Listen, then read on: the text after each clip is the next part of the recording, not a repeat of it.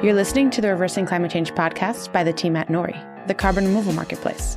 This is a show about the innovators and entrepreneurs developing solutions to climate change. Hello and welcome to the Reversing Climate Change podcast. I'm Ross Kenyon. I'm the creative editor at Nori's carbon removal marketplace. Today, I have an alumnus here with me, Paul Greenberg, fisherman and author of Four Fish, American Catch, The Omega Principle. His latest book, The Climate Diet, 50 Simple Ways to Trim Your Carbon Footprint, upon which we did our previous podcast episode together. But today, we're going to talk about a new podcast that you had come out, Paul, called Fish Talk. So thanks for being here. My pleasure. It's nice to be on the other end of the podcasting universe for a little while. Yeah, I'm very curious to hear about your podcasting experience. A lot of people ask me about starting podcasts and what it's like. You know, there's a lot of jokes about it I sometimes share. I'm looking forward to it. Yeah, well, you sometimes say that the worst part of having a podcast is having to tell people you do a podcast, because then they groan and go, oh, of course you have a podcast. Yes, and everybody yes. has one. Well, we were talking before we started recording about, our mutual connections to the former Soviet Union. And, I used to work in the former Soviet Union. And so I spent a lot of time in Kazakhstan, Tajikistan, Uzbekistan. So I've just been referring to the whole world as podcastistan. Podcastistan. Yeah, Which, I guess. It's a little bit of a banana republic.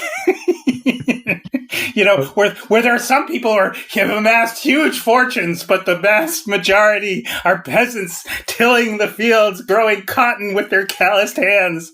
So Wow. Okay. So yeah, it's like Gimlet and Joe Rogan, and then the rest of us by the sweat of our brow out here. Right. Pretty much. Okay. We're going to stage a revolution. Probably not. I think we'll probably just talk into the ether some. Full disclosure, my life partner, was an item with Alex Bloomberg of Gimlet. And I knew Alex Bloomberg back in the day before Gimlet, when Gimlet was just an idea. Well, how about that? Okay, it's good that you have that disclosure there present, just so people listening know. Well, people don't want, you're in academic papers, you're supposed to show your conflicts of interest. That might be I don't know if that's a conflict of interest. I don't know that this counts, but yeah, whatever. Anyway. It is a fun wrinkle to the story. Yeah. All right. So Fish Talk, though, it's a great show. I listened to all of it. I really just enjoy these topics, and podcasting is maybe a great venue for this, that maybe are not obviously the most interesting. I know that's like a little bit of a pejorative way to frame it, but really there's a lot to talk about with fish. Your books are all super interesting in the same way. There's a lot of nuance happening within the world of fisheries. And this is a way to explore it. That's my take on what you're doing, at least. Is that broadly accurate? Yeah. And, in a way, it's kind of directed, when I was a kid, I was such a lunatic fisherman that, literally, if there were a puddle that I passed on vacation, I would perk up and be like, anything in there? And what I've come to realize over the years, I've done a lot of public speaking around my fish books. What I realize is that in any audience, I look out over the audience, and it's usually, your foodie, sciencey, blah, blah, blah. And then in one corner, I can always see them are the fish people. And I know they are the people who would cast that same lure into that same puddle. So to some degree, I think the podcast is directed at those people, but it's also directed at those people as they've grown up and understood that there's an overfishing crisis and there's a climate crisis, but that also we're in this foodie moment. So it's kind of meant to be a Venn diagram of eating fish, environmental stuff, catching fish, that kind of thing. So that's what we had in mind when we put it together. Explore some interesting avenues too, like the idea of what even is the correct term for this, lab-grown shrimp? Yes. Well, so in our first episode, which is called Goldilocks and the Three Shrimp, we try 3 different kinds of shrimp. We try wild shrimp, a farm shrimp, and this actually is not a lab-grown shrimp. It was a vegan shrimp. And there are lab-grown shrimp on the way, but in particular, what we were tasting was something called Mind Blown Shrimp, which is this product that's been put out by the Van Cleef Seafood Company. And it's basically made out of konjac powder, which, I don't know how deeply you go into food. You strike me, where do you put yourself on the foodie spectrum? I would say more foodie than not. Yeah. I know a lot more about it than I'm able to prepare it. If you listen to the show, sometimes you'd be like, wow, Ross knows a fair amount about food. I'm like, I just read chef memoirs and cookbooks sometimes. It's really, I'm not that great. I mean, in a sense, everybody's foodie game got upped by the pandemic, you know, and everybody was doing all the cooking. Anyway, back to the Mind Blown Shrimp. So we brought in a chef. Each episode of Fish Talk has a chef who has relevance to the topic at hand. And in this case, we brought in a great chef named Andrea Rusing. I think she's won a beard and somebody I know from North Carolina days and from kind of interesting environmental social justice chef organization called Chefs Collaborative. So Andrea came on and we taste tested these 3 shrimp.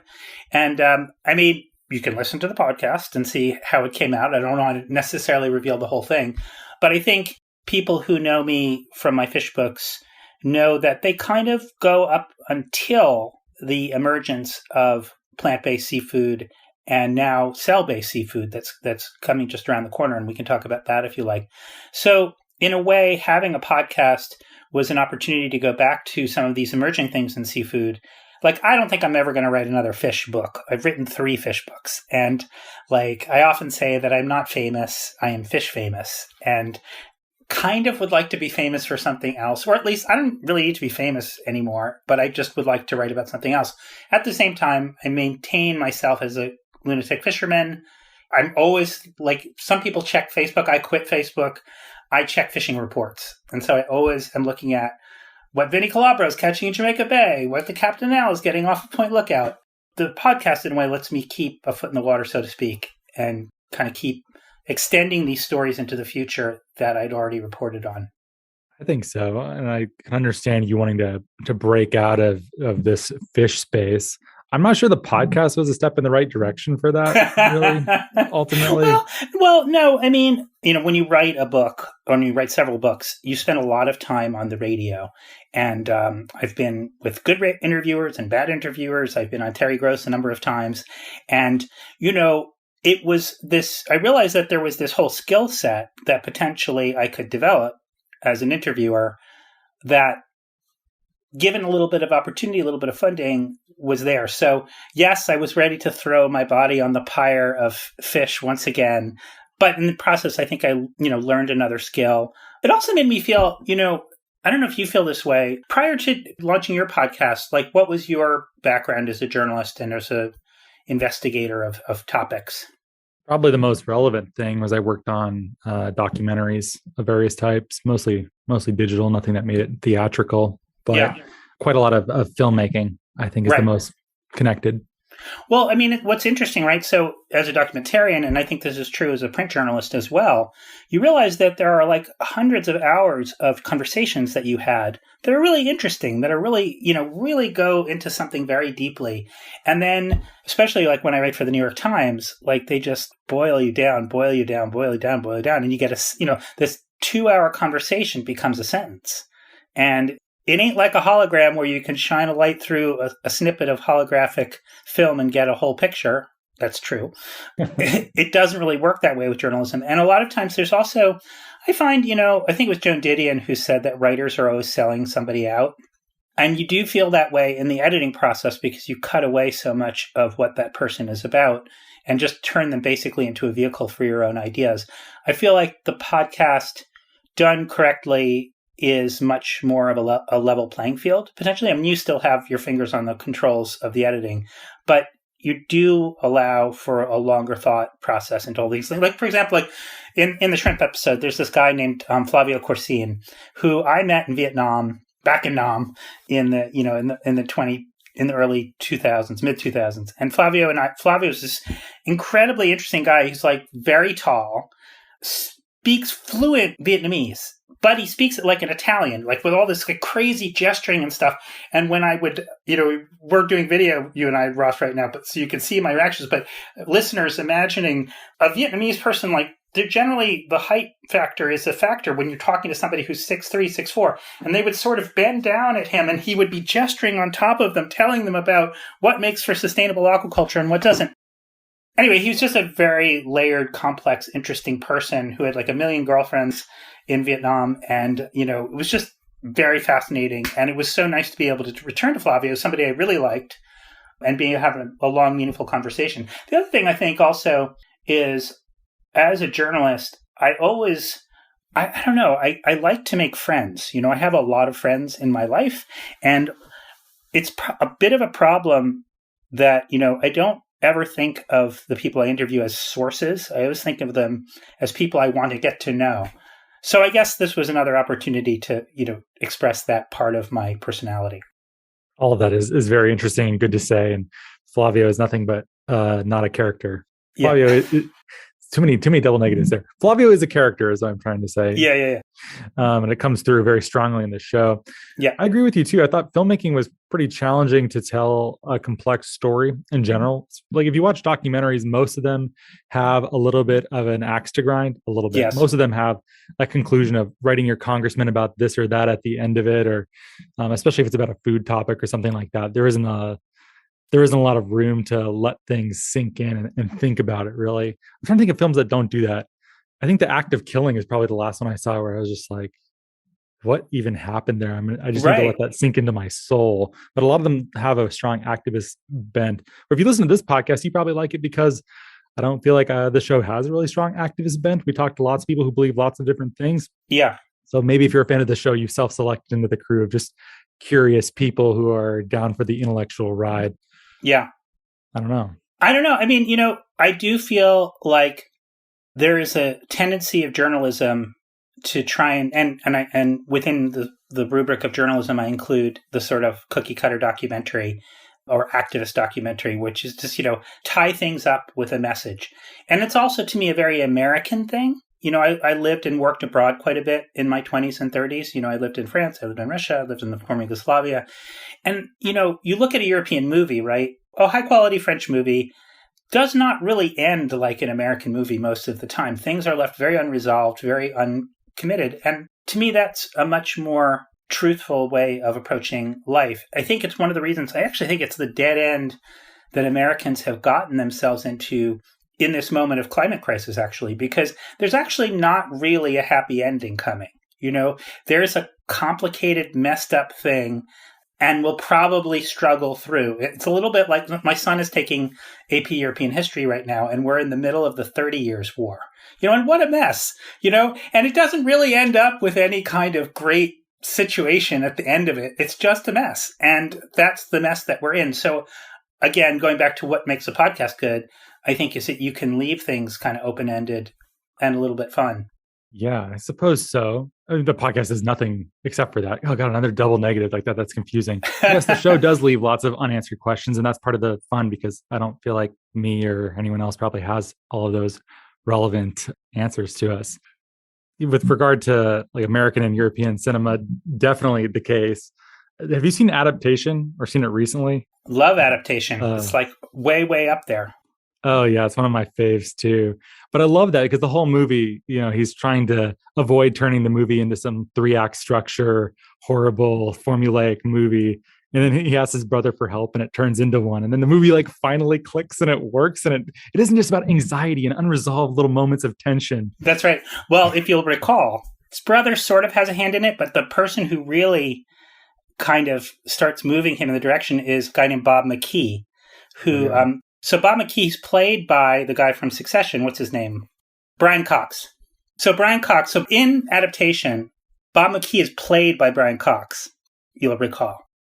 And prior to seeing Adaptation, my brother, who is a screenwriter, who wrote Halloween H2O, who wrote Children of the Corn Part 3, who has a story credit on the most recent Pet Sematary, who is the most Hollywood guy you will ever imagine. So we went, as a birthday present, he got me tuition to Bob McKee's story course. Oh, wow. So my brother and I and my good friend Kuzi Cram, who's a playwright here in New York, we all three went and had 2 days of Bob McKee telling us about story structure, surprising but inevitable. Like those are his two. So surprising but inevitable. And if you'll recall, in Adaptation, the Charlie Kaufman character, he's so stuck that he goes to a Bob McKee seminar as run by Brian Cox.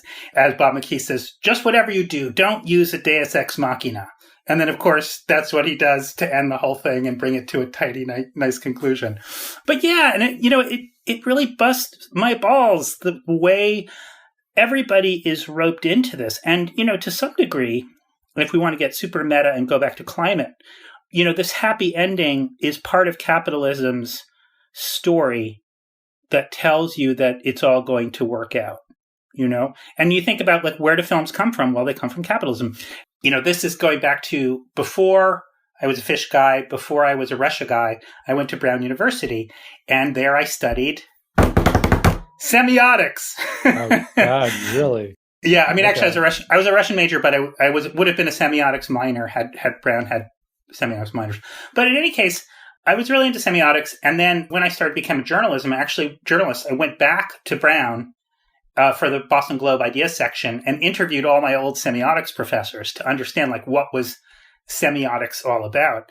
And what semiotics is all about, as Roland Barthes said, he has a great phrase, something like, I had this fantasy, or I had this dream, that by deconstructing this narratives that the bourgeoisie tells itself, I might block by block deconstruct this myth and reveal what reality really is. So there's a lot of, clove cigarette smoking, black turtleneck wearing nonsense that goes on in the semiotics program. But it is true. And the more I get into what semiotics would call the diegesis, the internal shit of story making and the way that capital affects story making, it is totally true that over and over and over again, we creators are telling these bourgeois fantasies to maintain the illusion that capitalism would like us to maintain. And part of that story as an environmental journalist is that we will find a way. We fix the ozone hole and da-da-da-da-da. So the same narrative is kind of trying to work with climate, except it's not working because the very things that create the climate crisis are the very underpinnings of capitalism. So you can't really use bourgeois storytelling to dismantle this beast that is destroying the planet. Didn't expect you to go full commie on me here. Well, the thing is, you can enjoy the splendors of capitalism and still be disgusted by it. You know what I mean? Foie gras is delicious. But in fact, we're all having it shoved down our throats. And it may not be you or me or your generation or my generation that ends up cracking this nut. I have been interested lately I've been reading a little bit about eco-Leninism and different takes on... Read Malm's book? Is that what you've been reading? I've been reading around Andreas Malm's book. Have you had him on the show? No, I read one of his other ones, though. I saw his recent one was about sort of eco-Leninism and dictatorship of the proletariat coming, and it's the only way out. I mean, at the same time, I lived and worked in the former Soviet Union. I lived and worked first in the Soviet Union, then I lived and worked in the former Soviet Union. And I saw what a complete shit show that situation was, both vis-a-vis the environment and vis-a-vis just like relatively normal comforts that people need in order to live their lives. So neither solution seems to have worked, in part because I think that, as anyone will realize, is that the Soviet Union was not a true socialist state. And, people rose to the top, like the pigs in Animal Farm. All animals are equal except some animals are more equal than others, and that's what we had in the Soviet Union. Did not expect this to go into. Sorry. We can go back to fish if you want. No, I'm giving you a chance to break out. It's exactly what you wanted. Thank you. I appreciate it. I think there's a lot of interesting stuff that you crammed into that, and a lot that's worth unpacking. I remember one argument I had some years ago with a friend who is like dyed-in-the-wool Leninist. Classical Marxists, which he was one, do not like this sort of postmodern focus on stories and semiotics, especially ones that say, like, for instance, if you say that there is reality lurking under it, you have to just peel away the bourgeois layer of storytelling, and then you can peer into reality. Where someone who's like a postmodernist or metamodernist might look at that and say, like, it's all stories all the way down. The bourgeoisie exploiting the proletariat is one story among many. Mm-hmm. I feel like he was so invested in that story that it was the only story that could be told within his way of thinking. It was very orthodox, very weird, very hard to argue against too. So I'm like a little careful about, I think this show has a respect for a kaleidoscopic view of stories and recognize that some of them reveal as much as they obscure at the same time, being able to flip between them. Maybe you buy that, maybe you don't. Maybe it takes away from your revolutionary hoist the flag. Listen, I'm also the child of shrinks. So I understand that a construct is a construct is a construct. And hey, aren't you looking forward to The Matrix 4? Is there more to be said on that? I don't know. I'm looking forward to it. We're talking about taking, Baudrillard and all that. Sure, there are always going to be realities underneath realities. But do you have, I personally just don't have confidence in the current paradigm of, call it dialectics, if you will. There's if the journalistic dialectics are like, there's a problem, the journalist sees the journalist exposes the problem reaches the lawmakers, and the lawmakers resolve it, and the problem is solved, and we move on to the next problem. Like, that whole loop seems to be really not connected anymore. Maybe it was never connected, but there doesn't seem to be, especially with the undermining of journalism in general, there doesn't seem to be a real feedback. There is no consensus of government, so therefore you can't have a message coming from journalism that causes significant change within the way that governments work. So I just feel like that thing that I'm sensing a like mind in that, probably similar forces brought us into the world of wanting to report, right? Like, you were, wanting to address problems, wanting to somehow bring things to the light. We weren't necessarily going to go ourselves into solar engineering. Maybe we didn't have the chops for that particular thing, but that somehow by leading the voices of solar engineering into this public forum, we were going to address this problem. But I just feel like we're coming up against something too big. I don't know if it's too big or we're not small enough. I think if we were making memes, we'd probably be a lot more persuasive. Yeah, that could be too. The other thing that guides me sometimes is, have you ever read a book called Ecotopia? Ernest Kallenbach, and it was a book, it came out in the mid-'70s. I only came across it because at the time, and this loops us back to fishing, but my first sort of professional job in fish was, I took a year off from college, and then I got a gig with the Student Conservation Association in the mid-'80s, counting salmon in the Coast Range of Oregon. So every day I just walk up rivers counting salmon, actually non-existent salmon, because at the time they were logging the shit out of the Coast Range. And so the salmon runs were winking out right and left. But there was this guy, a graduate student at the time, who would pick me up in the truck. His name was Steve Hurley. And he'd slam the door and be like, "Oh, today I just want to talk about my reusable cup. My reusable cup is really, if only everyone had a reusable cup." And then he would go on this long monologue about some particular environmental thing. And it took about an hour to drive from Eugene to the Coast Range. And he'd go on and on and on.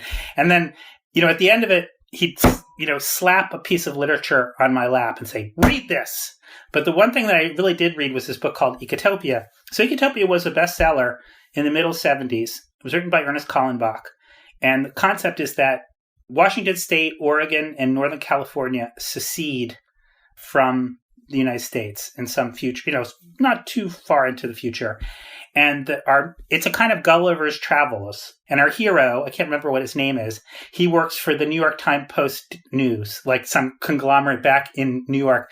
He receives the first Ecotopia visa, journalism visa. And so he's invited to Ecotopia like 15, 20 years after independence to report back on what goes on in Ecotopia. And that has always stayed with me. It's not that great a book, but sold sold over 1 million copies.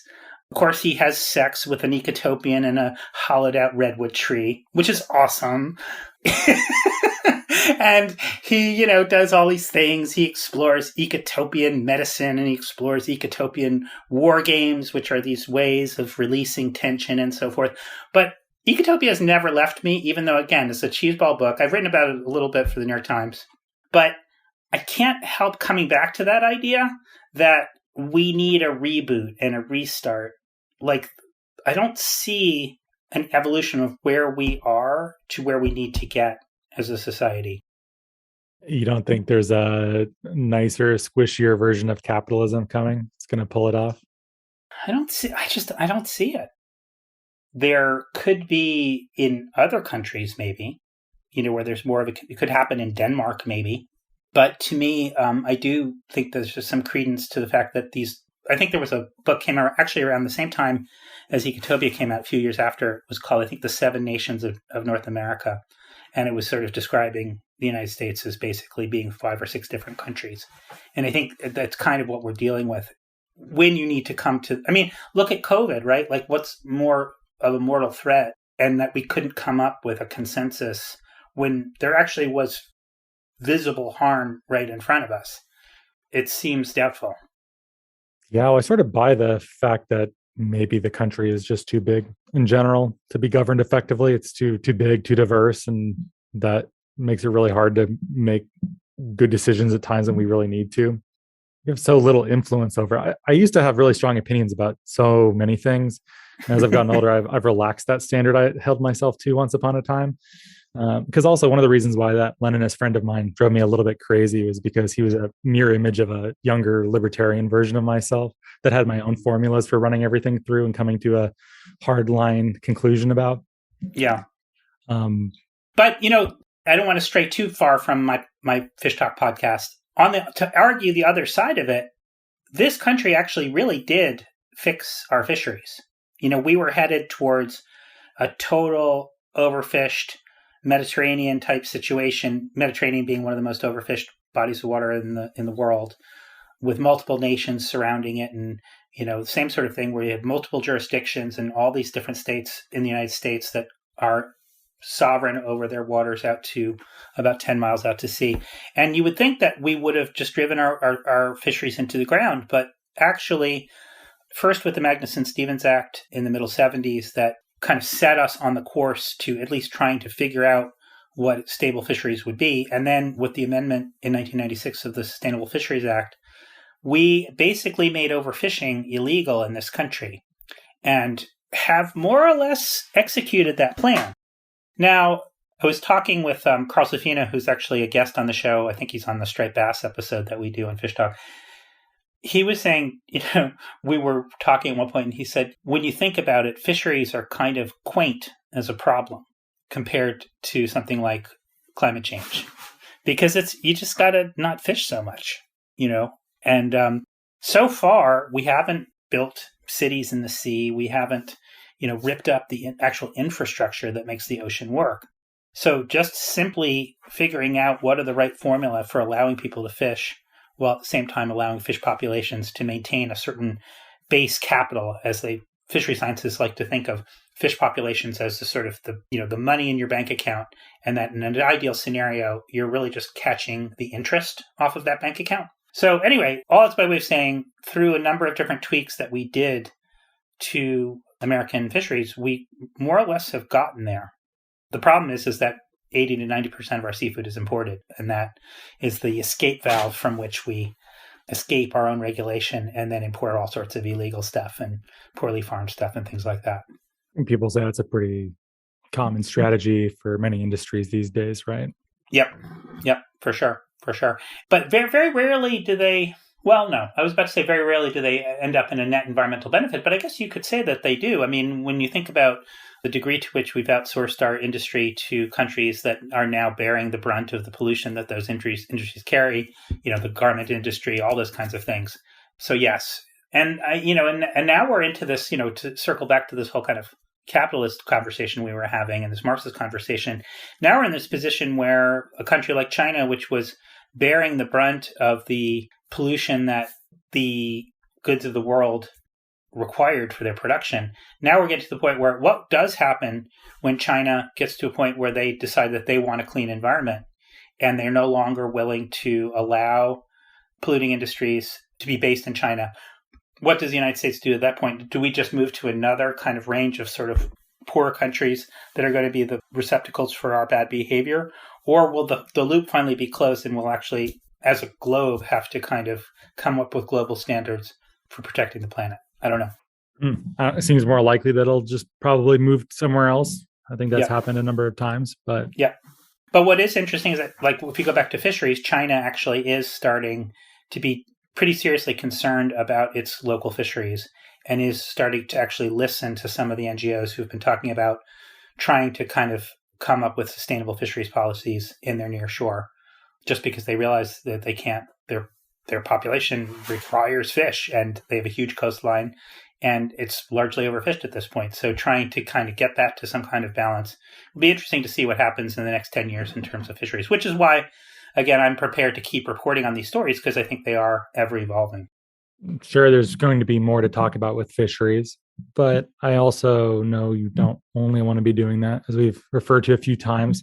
So I imagine you have a couple other arrows in your quiver you'd prefer to be shooting in the meantime. What have you got going on? Well, a couple things. This year during the pandemic, I bought an acre of land, and I didn't buy it with any particular cohesive idea in mind. It was just that I wanted to own some piece of land that was climate safe. So I did a fair amount of research to try and find what I was looking for. I ended up in the Adirondacks, which is about 6 hours north of New York City. And it's kind of in a climate sweet spot, although, I'm sure you've had many guests on your show who say there's no place that's safe from climate change. But in the near term, when you look at the Adirondacks, they're high, but not like crazy high that you're in a alpine situation. But you get a 1.5 degrees Celsius of cooling for each 1,000 feet of elevation that you gain. And then they're considerably far north. They are wet, and they are only going to get wetter, according to present models of people that are looking at the Adirondacks. And they're going to get a little warmer. And frankly, right now, the Adirondacks are too cold for me. It's not unusual to have a string of days in January in the minus 20 to minus 30 range, or it used to be not unusual. But they're warming to a point where it's interesting because a lot of people from Massachusetts, some parts of southern Vermont are actually moving to the Adirondacks because they miss winter. And the Adirondacks being high enough and north enough and wet enough, generally speaking, you'll get at least a couple of months of real winter. So anyway, I bought this acre and I'm just sitting on it and deciding what to do. I wrote this book just before the climate diet. I wrote this illustrated book called Goodbye Phone, Hello World. And it was like an illustrated book that did pretty well. It was just about, and I myself gave up my iPhone except for as we said, just for recording purposes. So my illustrated editor at Chronicle is waiting for another book from me. And so the book I'm thinking about doing is called 50 Dreams for an Acre. And it's just an illustrated book where I want to explore. I want to talk to a lot of land use people, energy people, and just try to find out what would you do with an acre? And I'm not 100% sure I would build something on this acre, but if I did, how would I do it? And then, of course, there's just all different, I don't know if you feel this way, but, the life of the journalist is so increasingly fractalated or something. It's just getting more pixelated. And so recently, Medium came to me and offered me a deal, how there's Substack and Patreon and Medium, and they're sort of going to different individual authors and saying, if we pay you something, will you be a regular contributor? And this will kind of hopefully prompt other non-paid contributors to kind of provide fodder for the, for all that. So I have this deal with Medium. They're looking for longitudinal stuff. So some sort of year-long journey. So will the year-long journey be about my acre? It could be. The other thing that I have going on here is that, I live at Ground Zero in New York. And for the last 15 years, I've maintained a terrace garden, which I refer to as the Ground Zero Garden. And if you look online, I did a piece about it for the New York Times and for The Guardian, 2 different pieces for the 20th anniversary of 9/11. And so I continue to develop that. And so that might be my longitudinal story. We are salad self-sufficient up here on the 10th floor for, I'd say, 9 months out of the year. We produce 1 bottle of wine, which is called Chateau Nul. Nul for 0, but in French, if you want to say somebody's a total loser, you say "c'est nul." So that's the story. Yeah. So maybe what I'm working on is kind of pinging back and forth between my acre upstate and my terrace down here, but it's inchoate enough not to really be a book proposal quite yet. And nowadays, especially if you're a white guy trying to sell a book, you really need a really solid book proposal if you're going to be able to come out of the gate strong. So rather than rush into writing another book, I'm kind of content to have a podcast, to have a Medium column, to let the ideas kind of accrete. My son is now headed to college soon. And so the immediate pressures are not on me as they were. So I'm trying to take a little time to let these things breathe a little bit. So that's where I'm at. A lot of good ideas in there that sound interesting that I would be happy to listen to or read. Okay. You being a potential homesteader, that's fun. Typically a right-wing hobby. So it's nice to hear a little bit. Well, not exclusively, but I know. I also had thought about another way of looking at this idea is Walden 2.0, or at this point 3.0, in the sense of that, if you reread Walden as part of my research for Goodbye Phone, Hello World. And, it's not really about homesteading. It's really about clearing your mind out and about focusing on, I don't know, what's important in it's living the life of a poet and taking moments as they come and many other things. I do like the framework of focusing. Before COVID, I traveled a tremendous amount. I probably was on the road a week out of every month, or maybe a week out of every 2 months, reporting on stories all over the world. And it took COVID for me to realize that I actually really had come to hate that. Turns out I don't really like traveling anymore. And to go into a deep meditation on an acre seems really cool to me. The other thing I think is really interesting, and, it's a little bit like, as a freelancer, you're always a little bit working an angle, right? Like you're always like, how can I get this? So the idea has occurred to me, could I get a war going amongst all the composting toilet companies, for example, to see who would supply the composting toilet to my acre? Could I get a war going between all of the micro home kit builders to get who's going to give me the kit?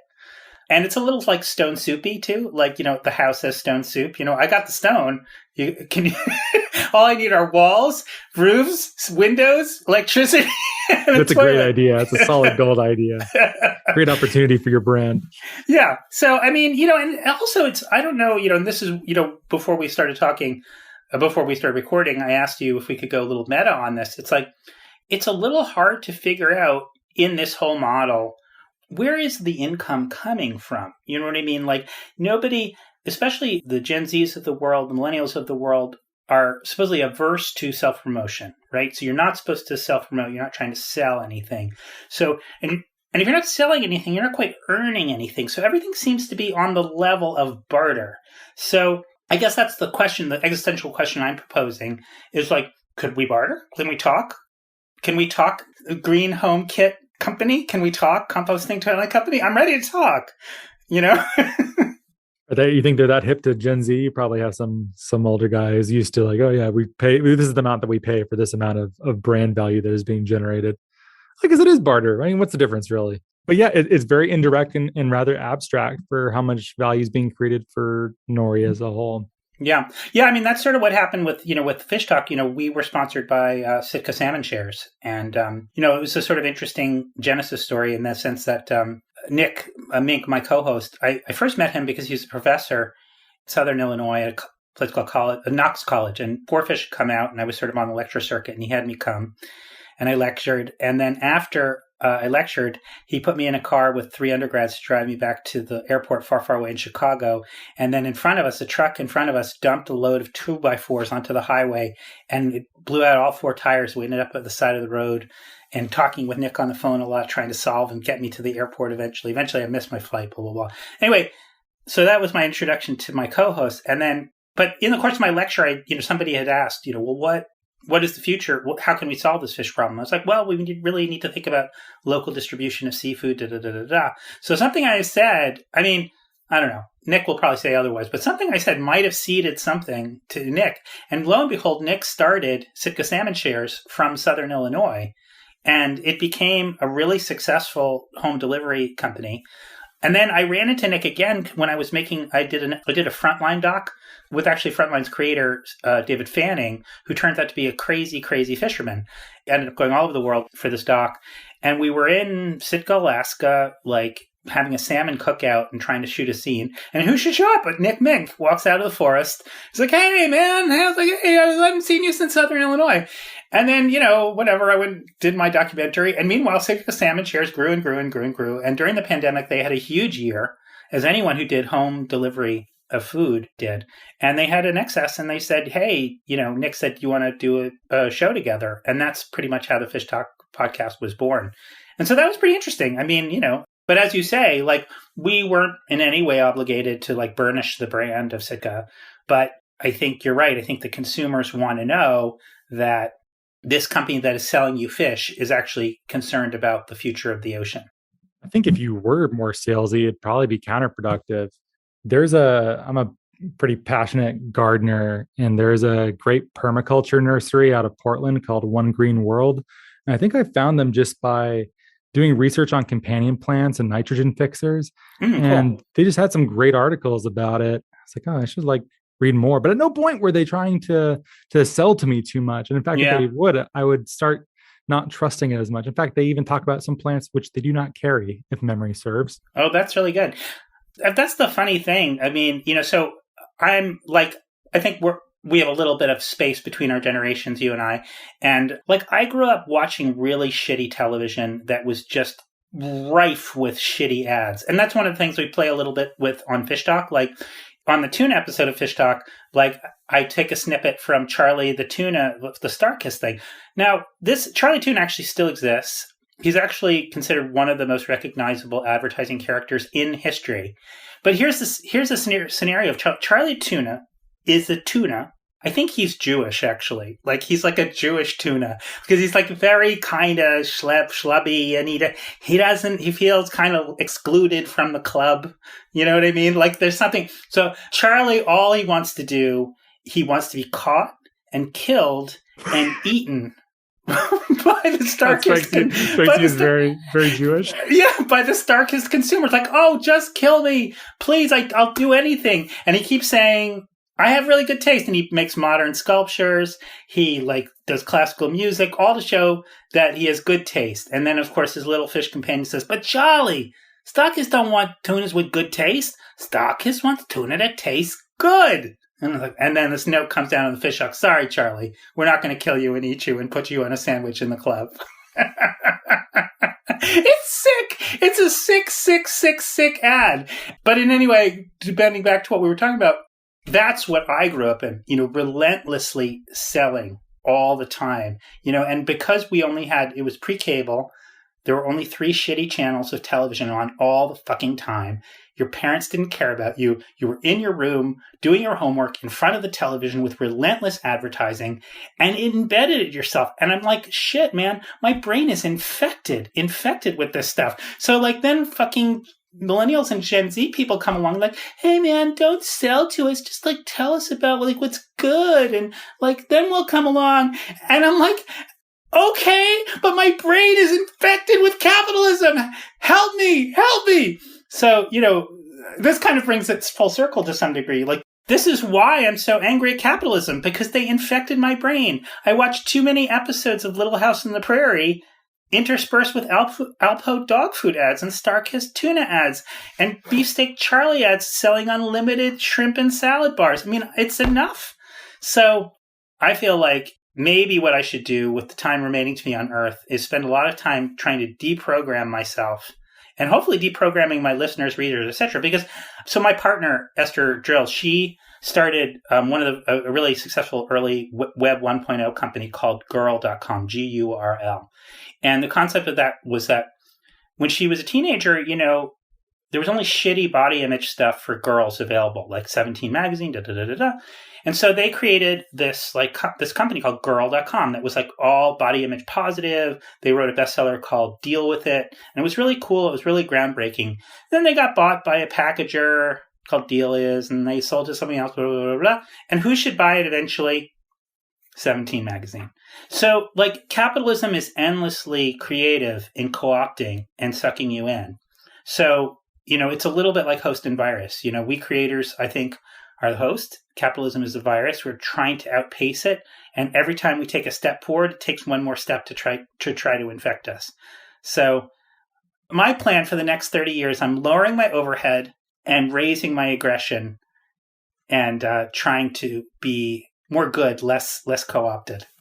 I'm trying to think of what it would look like if it weren't within a capitalist paradigm. Well, there's a problem there. I do believe in the profit motive in terms of keeping you motivated to do stuff. You know what I mean? I think, if I didn't have to earn a living, I don't know that I would write anything. Writing is very exhausting and hard. I imagine it even miserable. is for a pro like you. Yeah, okay. Miserable. There you have it. It's miserable. It's often miserable. There are great moments that happen, and I'm glad to have written what I wrote. But, I think, going back to your question, could capitalism take a more friendly form? I just think, I lived in France for a couple of years, and I commissioned a lot of freelancers, camera people, sound people, et cetera, et cetera. What's interesting about France and the French model is that in France, there's not really such a thing as a freelancer. When you hire a freelancer, you have to pay into their benefits, their retirement, their medical, and et cetera, et cetera, et cetera. And I kind of feel like that kind of model would work because, you as a creative, you only have so many creative years, right? And it doesn't occur to you in the storm of creativity that you're in your 30s and 40s that you're ever going to run out of juice. I think a kinder system would take that into account.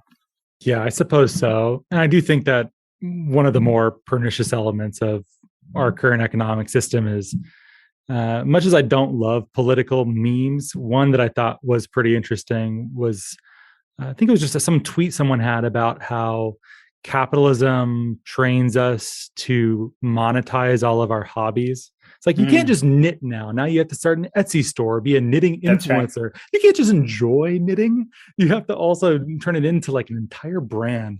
That's right. That's right. And that's the thing is that, who has been a big influence on me in that respect is, have you ever read or heard of the Nearings, Helen and Scott Nearing? So they wrote a book called Living the Good Life, and they were some of the early homesteaders, and they kind of helped start the homesteading movement, first in the 30s and then later on in the 60s, because they homesteaded from the 30s all the way forward, and they got rediscovered by the hippies in the 60s and 70s. But the Nearings had an ideal way that you should organize your day, that you should have, let's say that there's a 15-hour day of stuff that you're going to do before sleeping. So 1/3 of that would be bread labor, and in their case, actually physically farming. 1/3 of it would be vocation, in the literal sense of calling, like be it knitting, be it violin playing or whatever. And 1/3 of it would be community development, giving yourself over to the betterment of the community. And I mean, Scott Nearing was one of those virulently anti-capitalist, as was his partner, Helen. They were hugely anti-capitalist in their framework. But that model, I ended up writing about them because I wrote a piece called The Brand Called Vermont, about Vermont and how did Vermont kind of get this image that it has, and then discovered the Nearings in the process, and then eventually wrote a whole piece about them and visited their homesteads and came to know there's now a homestead training institute on the property of the Nearing homestead in Cape Rozier in Maine. And you can actually apply to be the Nearings are long dead, but you could apply to be the Nearings for a year and live on their homestead and root through their compost piles. Someone tell you you've always been the groundskeeper or something spooky like that? They're shining on you? I guess. But I mean, that model has been key to me. And meanwhile, I haven't really lived that life. I've been living in New York City, and there's not a better instrument for accruing debt than living in New York City. And, fortunately, I think we're not particularly in debt, my partner and I, at this point. But, I was going to say on his tombstone, but I think like Nearing doesn't even have a proper grave. But there's like a signpost that says, like, the thing that he says, one of his maxims, pay as you go. And I think that's the life that I would like to live. And, with kudos to podcasts, Fish Talk the podcast, any kind of podcast, it is nice that now there are these formats that can be vocations. Again, if you lower your overhead and have a reasonable lifestyle, any of these things that you and I are doing, any forms of these communications are pretty cheap to do, and they can be done. It's just, getting off of the profit train or getting off the debt train that is, requisite if you're going to actually live that kind of life. Yeah, I would almost want to revise the comment I made too of how many things would you do were you not paid or have to do? Because surely there's plenty of work even under a non-capitalist framework that one must do. Even Lenin quoted St. Paul, right? He who does not work shall not eat. So even still, like, you're going to have to do some work under there. What is the difference actually? I'm not even sure. Maybe it's like internalized that you have to do this to be successful, or some sort of commercials infecting your brain as a child and programming you in that way. I feel like I'm spinning my wheels here. I mean, I think that, we're primates and we're very affected by the question of status. I mean, there are countervailing forces, right? Like the Buddha tells us that status and ego are distractions from the real truth, which is this underlying reality of moment to moment and moments fading away, passing us literally right before our faces. And being in that stream versus, the capitalistic egotistical framework, which says that my work is important and it's bigger than time to some degree. And so that's why we pursue this myth. Not to, to tie one more bolt into this whole thing. It's like, this is why Succession, I think, is such an interesting show right now and getting people involved, because it is about like, did my life mean anything? Did I establish an edifice that will echo through the generations, But I'm really ready to step away from it, to tell you the truth. It's like, I never really was very much of a money person, and I don't really require a great deal. And I think you're right. One has to be really careful about making one's vocation into a profit center of some way, or let's say an ego center of one way. I mean, I gardened down here at Ground Zero for 10, 15 years without ever putting a brand on it. But as I was starting to exit my whole fish thing, I was like, oh gosh, yeah, I guess, so I started calling it the Ground Zero Garden, and it's a little bit of a label or a hashtag or whatever. But, maybe Ganig, it's, I shouldn't go that far with it.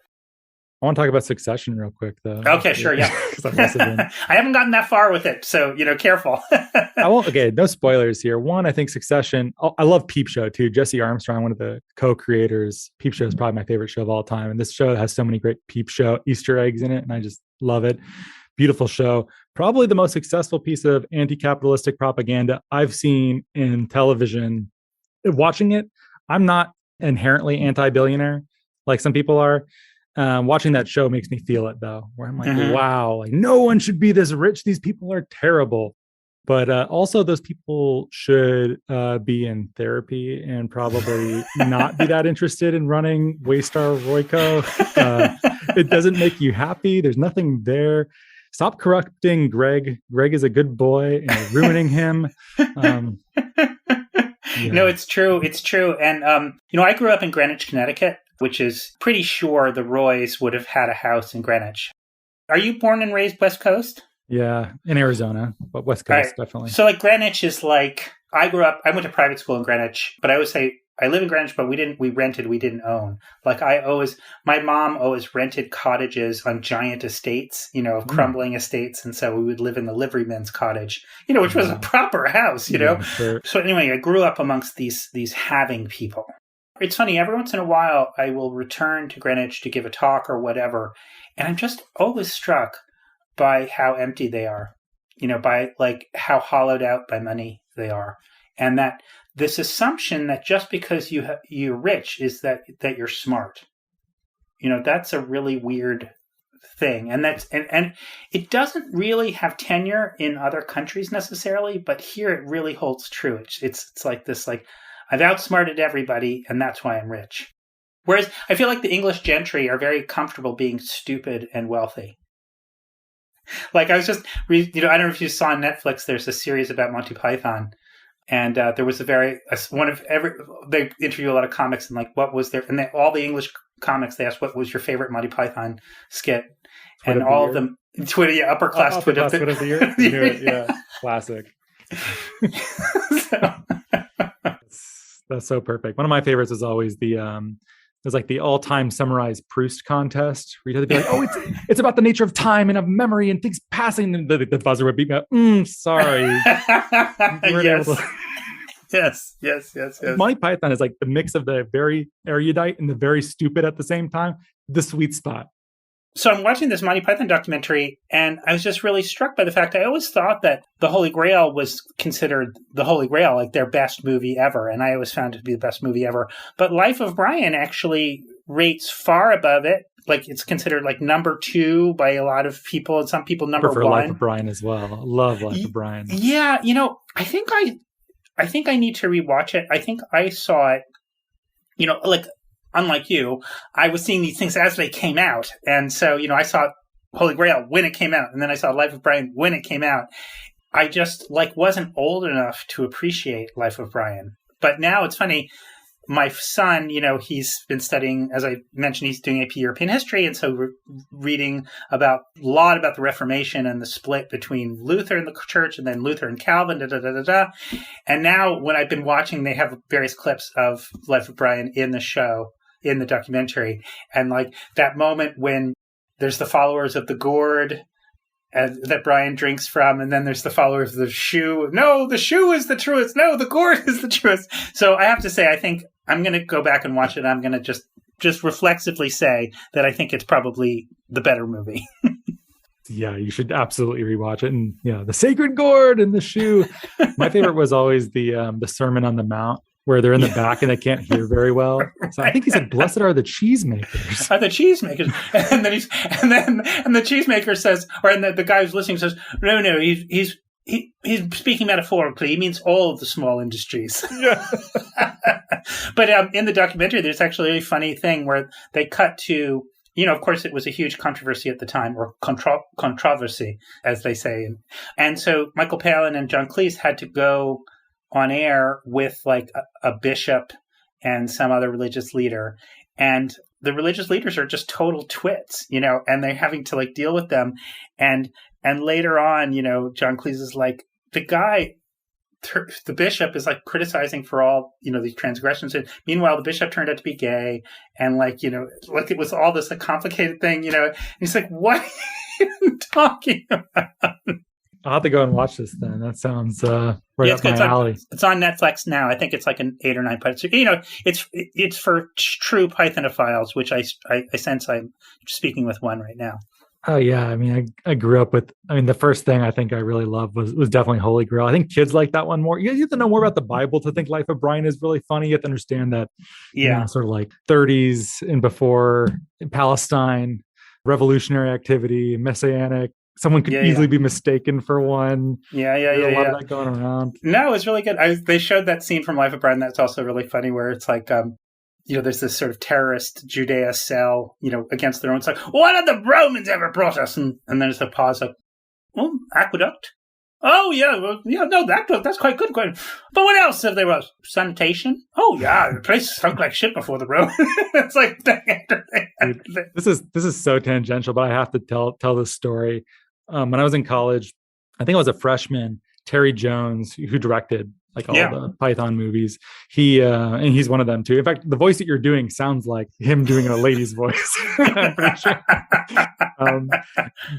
So he was speaking and I got there first. I got there like 2 hours before the event. Oh my God. So I could get the best seat because we were having dinner. I was like, I want to sit next to Terry Jones. I can't even wait. Fantastic. And so I get it. I'm the first in the room. I choose the first seat I choose is the only one that is marked reserved. I sit next to it. The dean sat there. The fucking dean. The dean. Honestly, I've never been more disappointed and crestfallen, I think, in my entire life. Really. I don't want to talk to the dean and his wife. That's really terrible. Sorry about that. Well, Terry Jones is all over this documentary. And I guess he and Terry Gilliam co-directed Holy Grail, which is what made it complete hell for everybody. I didn't know that. Wow. Yeah. So watch the episode on Holy Grail and watch the episode on Life of Brian.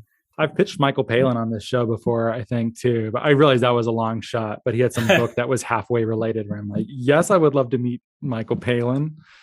Well, you remind me one thing I wanted to make sure I told on this interview was, how like stupid internet shit just drags you all over the place.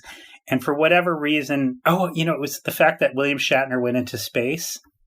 And I was, with on was it SpaceX that he went into space on? I feel like I must have missed tracking this too closely. So he went into space, and so I inevitably went over to his Twitter feed, and I looked at he had the best Twitter bio ever. The Twitter bio was something like, "Proud Canadian, former captain of the USS Enterprise, no podcasts." Oh, wow. Because clearly there must be a bajillion Star Trek podcasts that are like, hey, Mr. Shatner, Captain, would you possibly be on my podcast? Countless. I can't even imagine. You imagine? No podcast. Like, it's just so brilliant. No podcast. Like, of course, Captain, I respect that totally. No podcast. I wouldn't dare summon you from the bridge. If you're only going to do one, you should do mine. That's right. That's right. Well, I do have a niece who's training as an astronaut, so maybe through her I can work the channels. Yeah, see if you can make that happen. Yep. This show was very fun. I feel like we kind of got away from it, but I think people have a good sense of your voice, who you are, and if they enjoyed this and spending time with you, surely they'll enjoy your work and your podcast. Yeah, and fish. Today, fish, tomorrow, the galaxy. Yeah, I want to track your homesteading thing project if you do it. Of course. There's a little thing up on Medium right now as part of one of my first essays as a paid columnist. I think it's called, "Is There Any Place Safe from Climate Change?" You could link to that if you feel like it. Nice. Sure. Happy to do that. Links to all these things are in the show notes. And thanks for coming back on the show for an extended bonus episode that was unexpectedly mostly about television and comedy, it seems like at this point.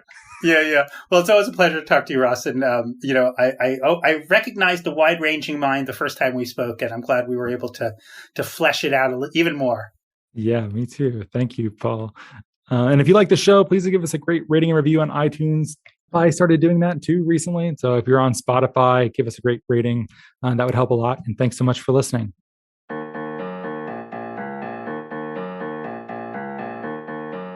Thank you so much for listening. If you could please subscribe and give us a great rating and review on Apple Podcasts or a rating on Spotify, that'd be much appreciated. It helps us get our content out to more people. You can sign up for our newsletter at nori.com, follow us on social media, and we will catch you next time.